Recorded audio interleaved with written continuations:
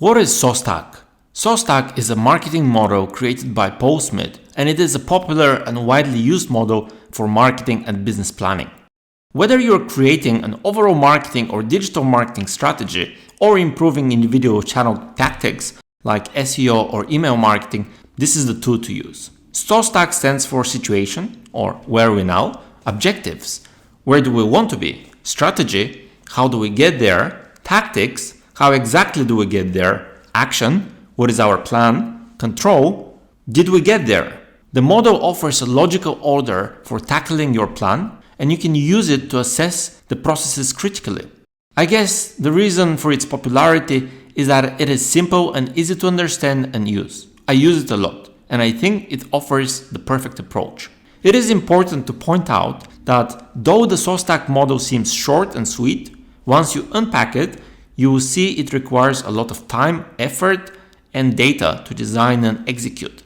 So, though following this model is certainly rewarding, you must be mentally prepared to put in a considerable amount of work.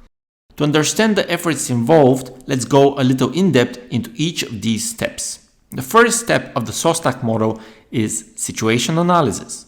Where are we now? This is an important first step for anyone drawing up any kind of marketing plan, be it digital or overall. A situation analysis is an overview of your business. It helps you determine where your business stands at the moment so that you can draft your strategy for the future. A situation analysis has been defined as a set of methods used to understand an organization's capabilities, customers, potential customers, and business environment by analyzing internal and external factors that can affect the business. There are many different tools to help you do this. My favorite is the business model canvas from Strategizer. This tool contains a lot of good questions that you can ask yourself to better understand the situation, hence producing a great situational analysis. There are some other suggestions of situation analysis components that I would like to share with you.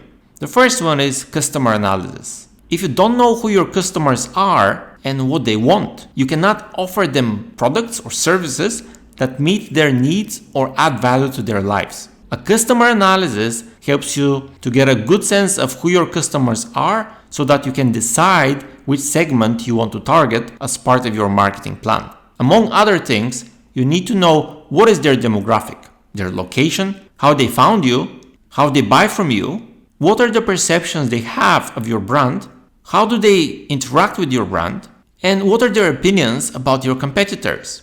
To learn more about tools to understand customers, you can have a look at the channel where there are more videos on the topic. Another thing you need to do as part of your situation analysis is to conduct a product analysis. Evaluate your product or service in terms of how it delivers value to your customers. What we're looking for is a product market fit perspective. A tool you can use for this is the Strategizer Value Proposition Canvas, which is also used to draw up a customer profile. Another step of your situational analysis should be your competitor analysis.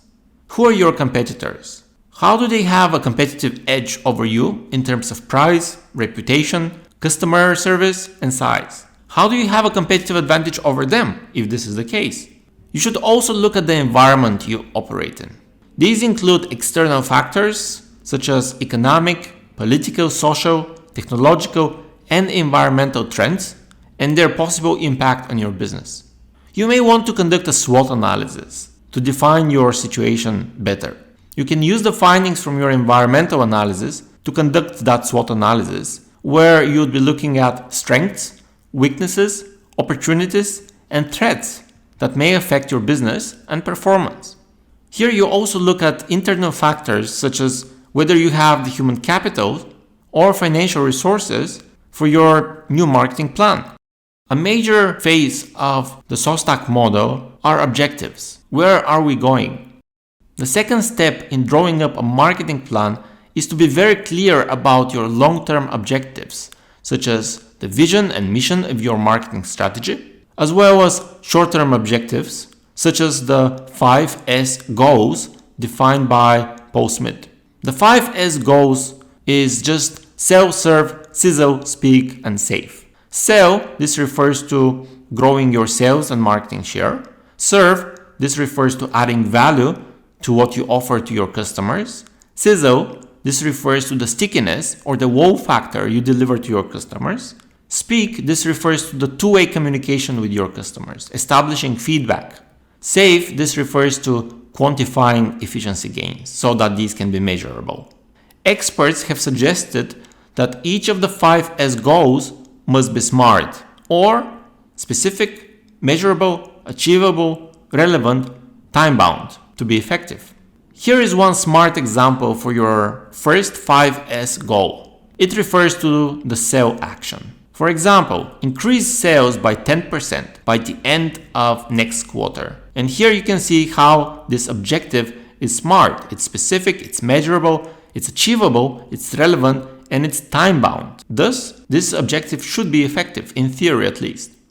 The next phase of the SOSTAC model is strategy. How do we get there? The strategy is the big picture of how you plan to achieve the objectives you have set. It also happens to be one of the most difficult parts of the SOSTAC marketing plan, according to Paul Smith himself. Here, you need to make clear things, such as how you plan to divide the market, which segments of customers you should focus on, what messages should you use to target each segment, and how your plan compares to that of your competitors. Paul Smith suggests using a popular marketing model called segmentation, targeting, and positioning, also known as STP, to help with the overall strategy. In this model, you first identify on what basis you want to segment your customers. It could be based on demographics or lifestyle or something else. You then pick one or more segments that you think may be most viable and valuable, and then start developing marketing material to position your product or service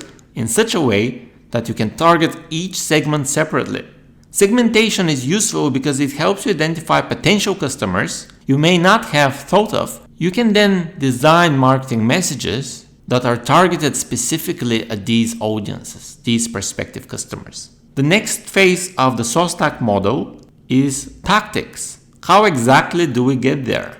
According to Paul Smith, this section outlines details of strategy such as the methods you use to achieve your objectives. In the context of digital marketing, you need to ask questions like, what data on customers do you have? What do you need? What methods are you going to use to reach them? Advertising, emails, content marketing, SEO, or social media? What tools and techniques will you use? The tactics could include details of the marketing and communication mix, digital mix, etc., and when each of them must roll out, and so on. The next phase of the SOSTAC model is action. What is the plan? Here you talk about details of tactics. You determine who does what. You need to assess whether you have human resources internally or whether you need to hire new staff with the required skill sets. You must determine whether you need the help of any external agencies or consultants. You must see if you have systems and processes that you need in place and work towards organizing them if they aren't. According to Paul Smith, this step is often an afterthought, but that's a big mistake. There is no point drafting a fantastic strategy and tactics only to slack off on action. You simply won't achieve your objectives if that happens. The next phase of the SOSTAC model is control. How do we monitor performance? How do you know you're on track to achieving your targets?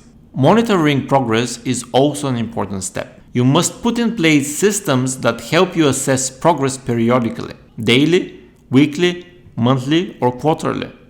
This will ensure that at the end of the project time period, you don't suddenly find out that things haven't gone as planned.